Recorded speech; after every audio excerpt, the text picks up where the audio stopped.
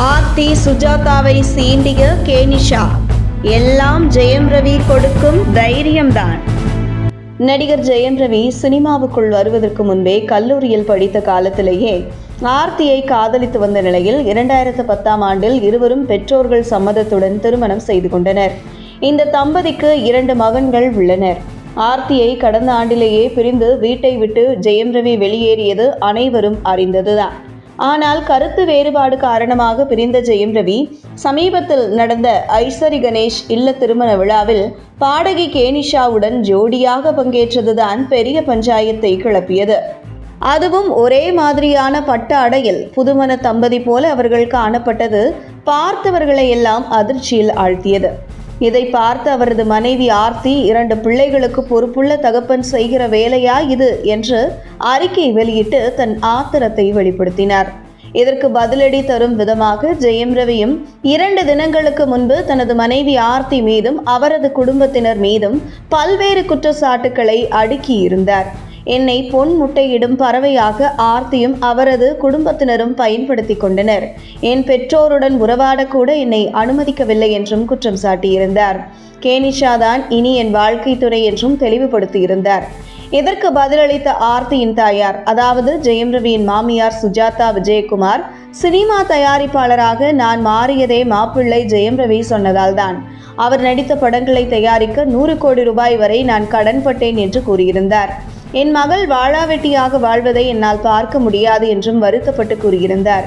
இப்படி ஆர்த்தி, ஜெயம் ரவி, அவரது மாமியார் என மாறி மாறி அறிக்கை போர் நடத்தி கொண்டிருக்கின்றனர். ஆனால் ஊர் உலகம் என்ன பேசினால் என்ன என்பது போல் எதையும் கண்டுகொள்ளாத ஜெயம் ரவி கேனிஷா ஜோடி ஜாலியாக தங்களது நாட்களை கழித்து வருகிறது.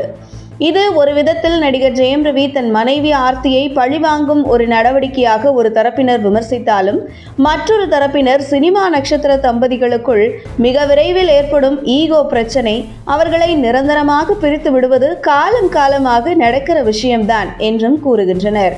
இதில் இப்போது அதிகமாக விமர்சனத்தில் சிக்கி வருவது பாடகியும் ஹீலருமான கேனிஷா பிரான்சிஸ் தான். ஆர்த்தியின் கணவர் ஜெயம் ரவியை கேனிஷா தான் சந்தர்ப்பத்தை பயன்படுத்தி அபகரித்து விட்டார், ஒரு குடும்பத்தை கெடுத்து விட்டார் என பலரும் வசைபாடுகின்றனர். ஆனால் தூற்றுவோர் தூற்றட்டும், போற்றுவோர் போற்றட்டும், என் பணி காதல் செய்து கிடப்பதே என்ற பாணியில் நெத்தியடியாக ஒரு பதிவை இப்போது செய்திருக்கிறார் கேனிஷா. ஆளாளுக்கு அறிக்கையை வெளியிட்டு மனக்குமுறல்களை வெளிப்படுத்தி வரும் இந்த சூழலில் இப்போது இந்த விவகாரத்தில் சம்பந்தப்பட்ட கேனிஷாவும் தன் பங்குக்கு ஒரு பதிவை செய்து எரிகிற நெருப்பில் எண்ணெயை ஊற்றியிருக்கிறார். தனது வலைதள பக்கத்தில் அவர் செய்துள்ள ஒரு பதிவில், எல்லா இரைச்சல்களுக்கு மத்தியிலும் நம்பிக்கையில் ஒரு அமைதி நிலவுகிறது. என் ஆன்மாவுக்குள் தனிமையும் ஒரு அமைதியான போராட்டமும் நடக்கிறது. என் மீது நீங்கள் குச்சிகளும் கற்களும் வீசினாலும் அது என்னை காயப்படுத்தாது. நான் அதிலிருந்து மீண்டு வந்து விடுவேன். நான் இசையை பற்றி கொள்ள விரும்புகிறேன். தழும்புகளை ஞானமாக மாற்றுகிறேன். நாளைய விடியல்கள் என்னும் புதிய தொடக்கங்களுக்கு ஆழமான துயரங்களில் இருந்து என் ஆன்மா பாடுகிறது என கூறியிருக்கிறார். அதாவது, என் மீது எந்த விதமான விமர்சனங்களை நீங்கள் வைத்தாலும் அதிலிருந்து நான் மீண்டு வந்து விடுவேன். நீங்கள் வீசும் கற்கள் என்னை காயப்படுத்தாது என்றும் தெளிவுபடுத்தி இருக்கிறார். இது இன்னும் இந்த விவகாரத்தை விஸ்வரூபம் செய்திருக்கிறது. உங்கள் தின சேவல்